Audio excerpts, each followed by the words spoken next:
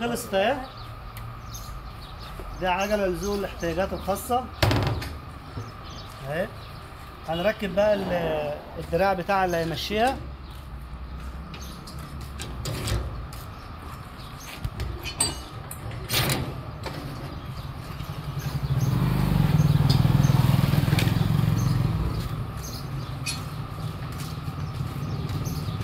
جيب البطارية عندي.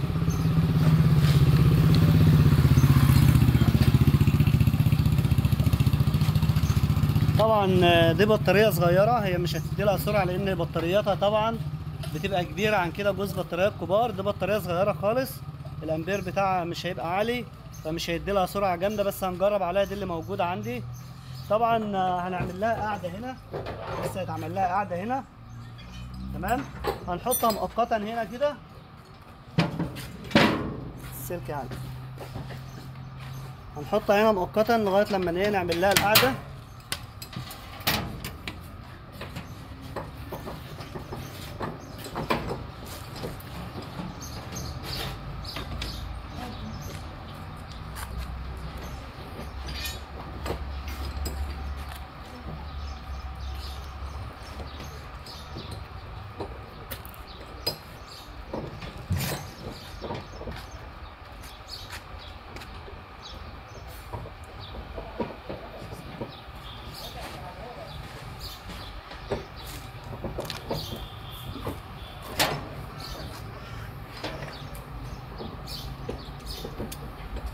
طبعا احنا عاملين الصندوق ده ليه؟ عشان ايه؟ لو مثلا حد عنده محل او حاجة يشيل فيها كراتين، يشيل فيها اي حاجة يتسوق فيها، فعاملينها بطريقة جديدة.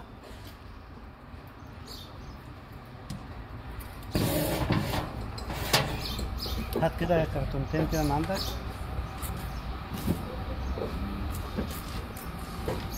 مثلا كراتين اهي، دي اللي موجودة عندي فاضية اهي، هحطها هنا كده. هي هتاخد لها حوالي 3 كراتين او 4 اهي.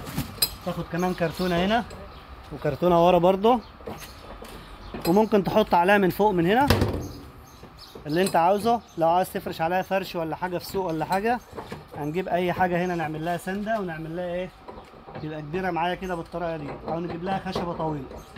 طبعا بتتقفل بقفل هنا اهو، لها قفل فوق. هنشوف بقى طريقة التشغيل بتاعها.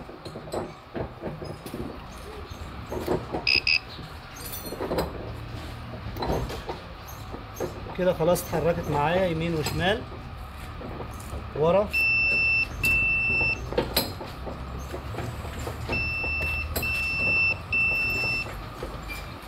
هنجربها بقى دلوقتي. يلا يا الماني.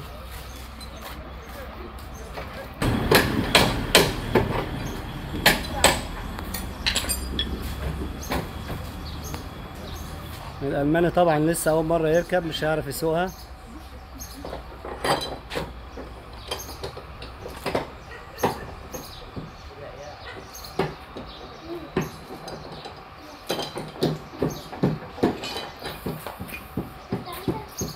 أنت سواقه يا ألماني، ما تخافش ما تخافش، خش.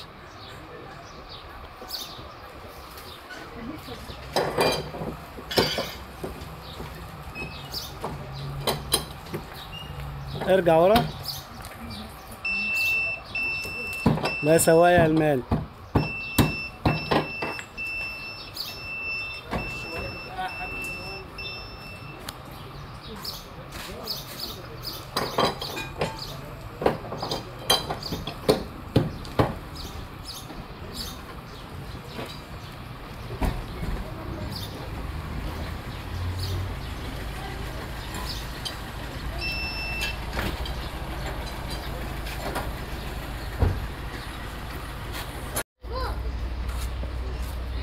دي طبعا عارف ان ناس كتير هيطلبوها، فانا بنزل لكم الفكره بس والناس تعملها تمام، لان انا بصراحه عندي شغل كتير زي ما انتم شايفين كده.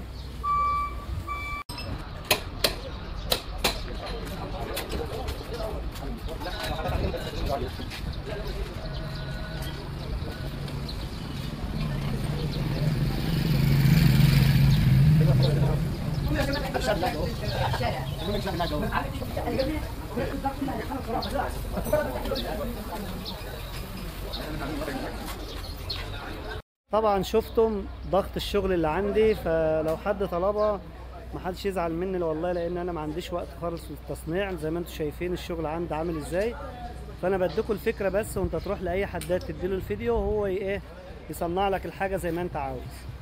تمام.